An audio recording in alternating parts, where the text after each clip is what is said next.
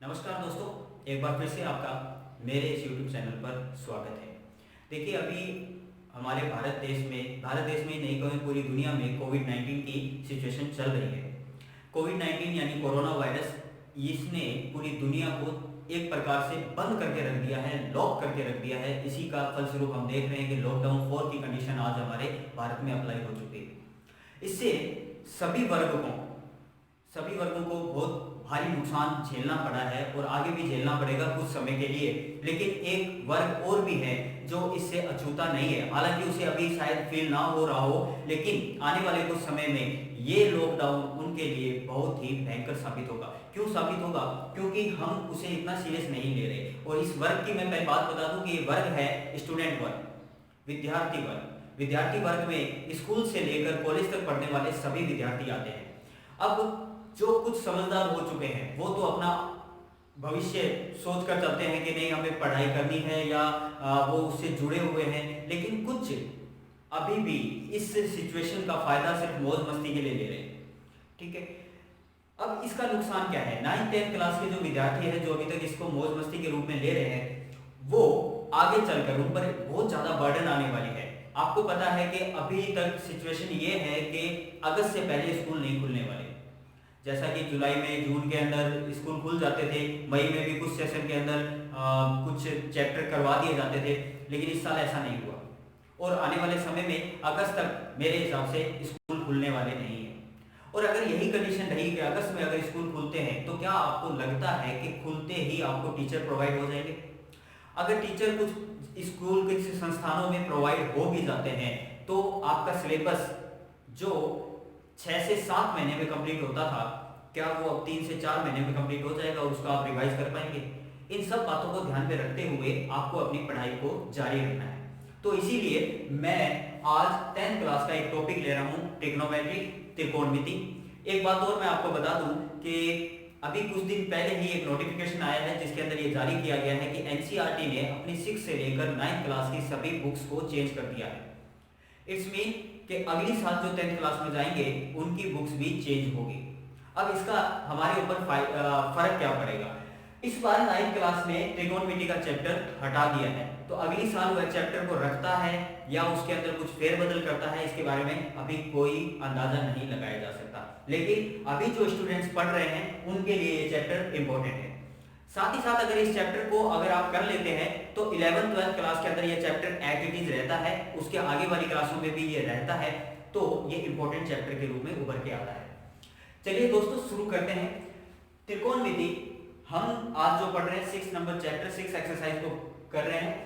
यहां पर सबसे पहले हमें आनी चाहिए ये टेबल के लिए त्रिकोणमिति के अंदर 6 एलिमेंट्स है हमारे पास, साइन, कोस, टेन, कोट, सेक और कोसेक। आप इसे इसी ही क्रम में अगर पढ़ेंगे तो ज्यादा इजी रहेगा मेरे अकॉर्डिंग। बाकी आप जैसा करेंगे वैसा ही सही होगा, क्योंकि हमारा एम होता है याद करना या इसको समझना। ये नहीं है कि हमने जैसा बताया वैसा का वैसा ही आप करें। ठीक है दोस्तों, एक चीज मैं आपको बता दूं जो न्यू है उनके लिए, ये एक साइन हमें आमतौर पर देखने को मिलता है। इस साइन को बोलते हैं थीटा। ये थीटा एक्चुअली में एंगल को रिप्रेजेंट करता है, कोण को रिप्रेजेंट करता है। त्रिकोणमिति में हम बेसिक नॉलेज 9th-10th का ये बेसिक नॉलेज होता है, तो बेसिक नॉलेज के अंदर हम त्रिकोणमिति के अंदर ये एंगल्स को पढ़ते हैं 0, 30, 45, 60 और 90। थीटा के 5 ही मान हैं, 0, 30, 45, 60 और 90। इन 5 मानों का ही हमें यूज करना है। अब ये सारणी मैं आपको बनाना सिखा रहा हूं कि ये सारणी बनती कैसे है। तो शुरुआत करते हैं। सबसे पहले आपको क्या करना है कि ऊपर ये एंगल लिख लेने हैं। ये एंगल याद करने बहुत जरूरी है कि ये एंगल कौन कौन से। अगर इनका क्रम भी आप भूल जाते हो या एंगल भूल जाते हो कि एंगल कौन सा आएगा, तो भी कंफ्यूजन हो सकती है। चलिए, तो 0, 30, 45, 60, 90 लिखने के बाद इसके ऊपर ये एक रफ काम ही है, टेबल बनाना। आप बना के इसको देखेंगे तो इसके ऊपर आपको गिनती लिखनी है। ठीक है, 0, 1, 2, 3, 4 कंटिन्यू में। ठीक है, होल नंबर से स्टार्ट करते हुए 0, 1, 2, 3, 4। इसके बाद में जो लास्ट डिजिट हमारे पास आई, लास्ट डिजिट हमारे पास थी 4, उस 4 का सारी संख्याओं में भाग दे देंगे। 0 में 4 का भाग, 1 में 4 का भाग, 2 में, 3 में, 4 में 4 का भाग। अब आगे क्या करना है कि अगर कोई संख्या एक दूसरे से कट रही है, यानी डिवाइड हो रही है तो हम इसे सोल्व कर लेंगे। जैसे ये होगा 1/2 और इसे कैंसिल करेंगे तो ये आएगा 1। अच्छा, नेक्स्ट काम हमें क्या करना है कि इन सभी का रूट कर देना है, अंडर रूट, और उसके बाद जो आंसर आएगा वो साइन वाली लाइन में 0, 30, 45, 60, 90 का क्रम से मान होगा। जैसे 0 में किसी संख्या का भाग देने पर आंसर आता है 0 और 0 का रूट भी होता है 0, तो इसमें साइन 0 की वैल्यू है 0। साइन 0 का मान क्या है? 0। नेक्स्ट चलते हैं, 1 का रूट होता है 1 और 4 का रूट होता है 2, इसमें साइन 30 का मान है 1/2। नेक्स्ट, 1 का रूट 1 और 2 का रूट कुछ नहीं होता तो हम उस रूट को सोल्व करके नहीं लिखेंगे कि 1.414 एक लंबी सारी सीरीज लिख दे, नहीं, हमें उसे रूट 2 ही लिखना है। नेक्स्ट, 3 का रूट इसी प्रकार से सॉल्व नहीं होता तो रूट 3 डिवाइड बाय 2 और 1 का रूट होता है 1। ठीक है, ये हमारी पहली लाइन कंप्लीट हो चुकी है। अब नेक्स्ट लाइन पर चलते हैं। हालांकि ये बात आपको थोड़ी देर बाद में या जब हम बाद में इसके बारे में डिस्कस करेंगे तो और ढंग से समझ में आएगी कि ऐसा क्यों होता है जो मैं बताने जा रहा हूं। लेकिन एक टेबल के लिए सीधी सी बात बता रहा हूं मैं आपको याद रखने के लिए कि अब आपको क्या करना है कि जो साइन 90 की वैल्यू थी उस साइन 90 की वैल्यू को आपको कोस 0 की वैल्यू बना देना है। तो यहां पर आ जाएगा 1 √3/2 1/√2 1/2 एंड 0। ठीक है दोस्तों, अब देखिए हमने इसको पलट दिया, मतलब उस तरफ से अब स्टार्ट कर दिया और ये कोस की वैल्यू आ गई। कुछ चीजें हम यहां साथ के साथ ही कर लेते हैं। tan थीटा, ये tan थीटा होता है sin थीटा बटे में cos थीटा। अब थीटा की जगह जैसा मैं आपको पहले बता चुका हूं कि थीटा रिप्रेजेंट करता है एंगल को। अब जैसे मान लीजिए आपको tan 0 की वैल्यू निकालनी है तो tan 0 equal to sin 0 upon cos 0। ठीक है, sin 0 बटे cos 0। अब sin 0 की वैल्यू क्या है? वो है आपके पास 0 और cos 0 की वैल्यू है 1। तो 0 में किसी भी संख्या का भाग देंगे तो आंसर आएगा 0। तो ये हमारे पास tan 0 का मान आ गया। इसी प्रकार से आप बाकी सारे वैल्यू भी फाइंड करेंगे। ठीक है,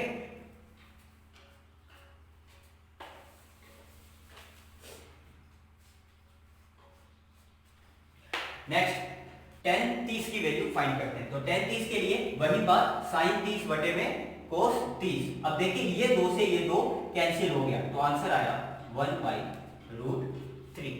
नेक्स्ट है tan 45, यहां पर √2 से √2 कैंसिल, आंसर आया 1। यहां पर आएगा √3।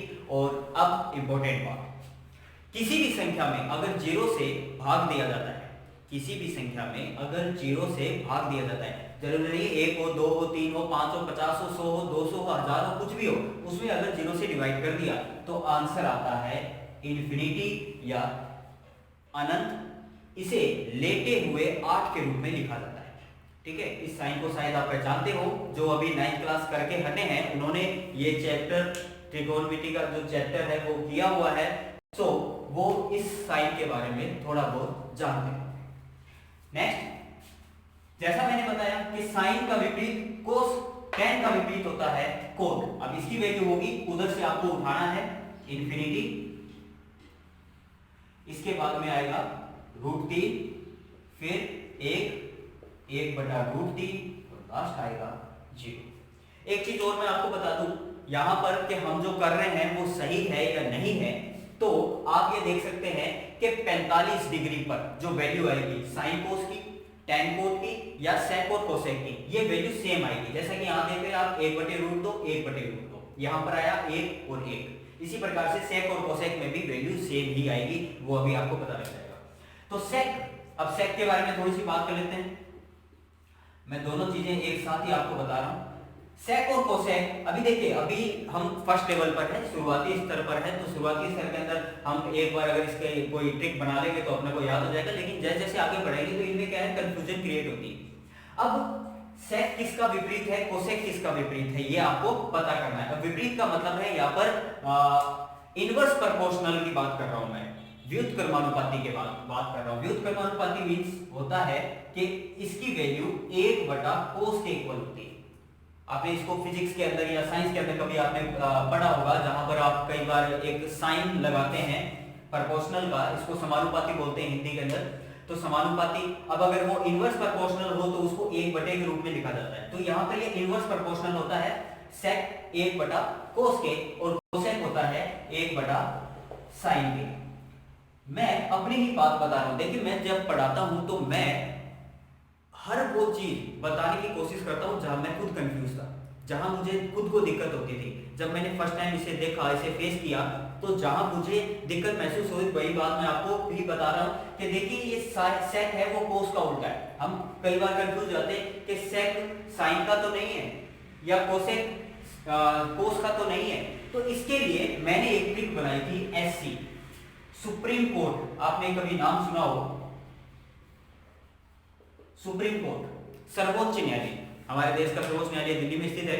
एक जनरल नॉलेज की बात है। तो सुप्रीम कोर्ट से मैंने एससी लिया और एससी का इन दोनों से संबंध बना दिया, सेक का कोस से और कोसेक का साइन से।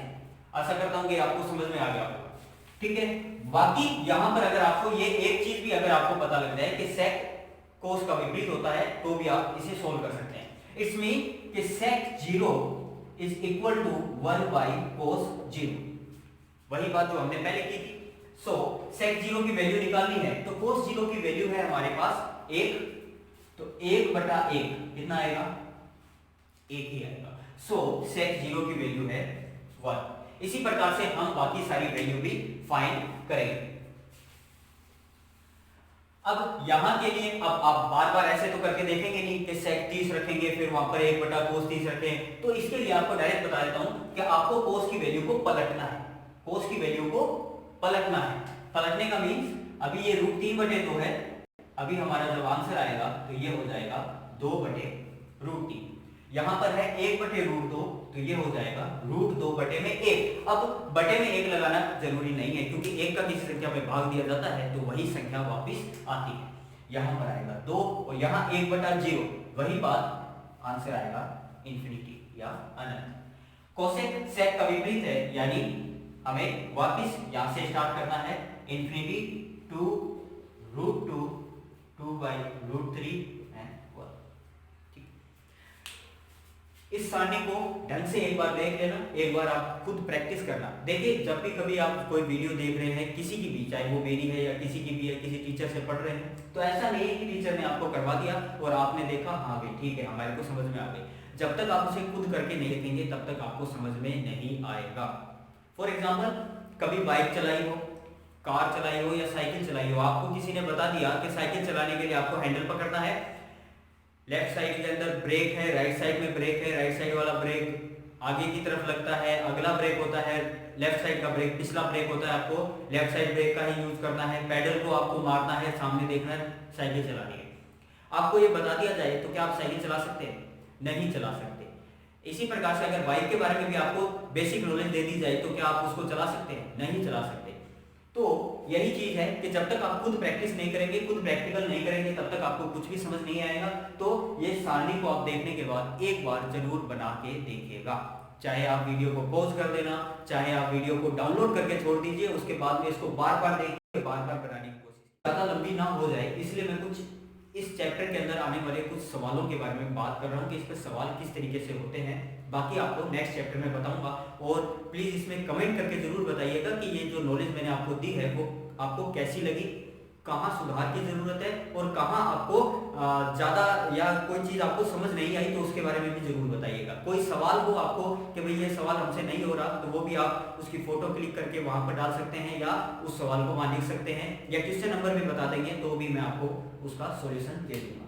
अब सवाल कैसे होते हैं, मैं यहाँ पर किताब से कोई क्वेश्चन नहीं ले रहा, अपने आप ही बता रहा हूँ कि क्वेश्चन को कैसे सोल्व करना है। जैसे आपको लिख दिया जाए sin 30 plus cos 30 divide by tan 30, तो इस तरीके से आपको सवाल देखने को मिलेगा। आपको करना क्या है, सिंपली इनके अंदर यहाँ पर वैल्यू पुट करनी है और वैल्यू पुट करने के बाद में इसका आंसर निकालना है।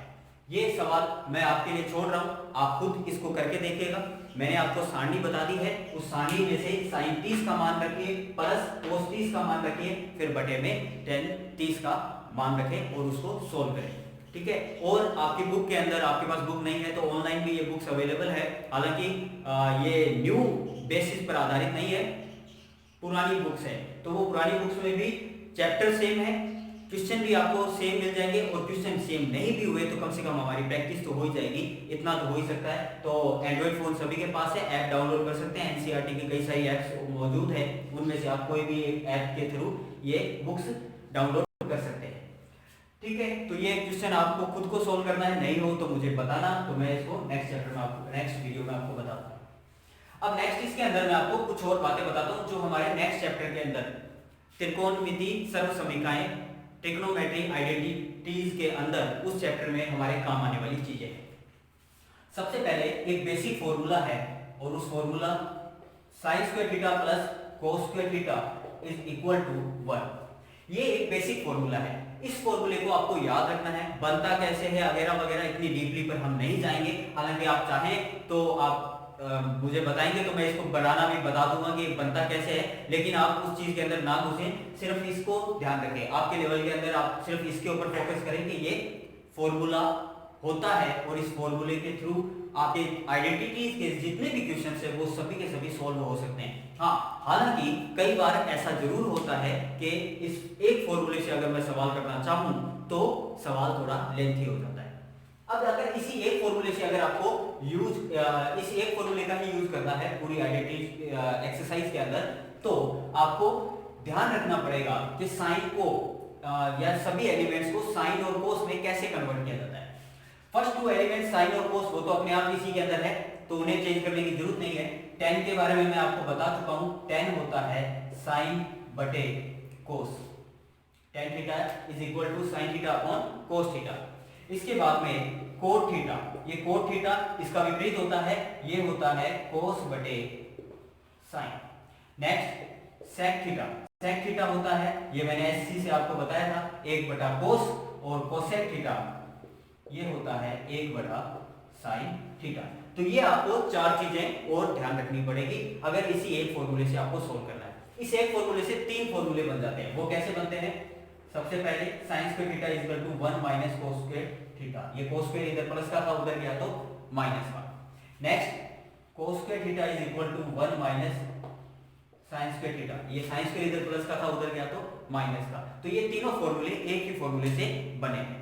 इसके साथ आपको कुछ और चीजों की जरूरत है, और वो बेसिक फॉर्मूले हैं। 8th क्लास से 6th क्लास से आप उसको पढ़ रहे हैं, वैसे तो 8th क्लास के अंदर उसका और एक्सटेंड रूप पढ़ा आपने, 7th में पढ़ा, 8th में पढ़ा, 9th में भी पढ़ा होगा। ये फॉर्मूले हैं a प्लस बी की whole square, a minus B की whole square, a square minus B square, a plus B की whole cube, a minus B की whole cube, a cube plus B cube और a cube minus B cube. ये 7 फॉर्मूले ऐसे हैं जिनके बारे में आपको प्रॉपर नॉलेज होनी चाहिए, या इन फॉर्मूलों का एक्सटेंड रूप क्या होता है, इनको खोलने पर क्या होता है। अगर किसी फॉर्मूले के बारे में आपको नहीं पता है तो आप मुझे बता दीजिएगा, मैं आपको नेक्स्ट वीडियो में इसकी डिटेलिंग बता दूंगा। ठीक है दोस्तों, आज के लिए इतना ही। वीडियो को ज़्यादा से ज़्यादा अपने दोस्तों तक पहुंचाने के लिए शेयर का एक बटन है, उस शेयर से आप उसे व्हाट्सएप के थ्रू या जीमेल, उनके ईमेल के थ्रू, या किसी और तरीके से आप उनको मैसेज के थ्रू भी लोगों तक पहुंचा सकते हैं, ताकि वो इस वीडियो को देखें और कुछ चाहे थोड़ा ही सही फायदा ले सके। ज्ञान बांटने से बढ़ता है। धन्यवाद।